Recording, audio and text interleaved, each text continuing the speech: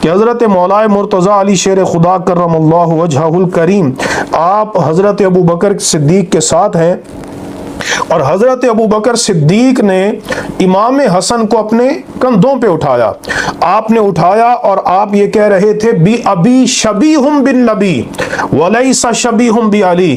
فرمایا میرا باپ حسن پہ قربان ہو جائے، یہ نبی کریم علیہ السلام کے حسن کے مشابہ ہے، یہ علی کے حسن کے مشابہ نہیں ہے۔ وعلی یضحک، حضرت مولا مرتضیٰ علی شیر خدا کرم اللہ وجہہ الکریم آپ یہ سن کر مسکرا دیے۔ تو آپ دیکھیے حضرت امام حسن رضی اللہ تعالی عنہ کی کیا شان ہے۔ صحیح بخاری کے اندر یہ حدیث ہے، حضرت مولا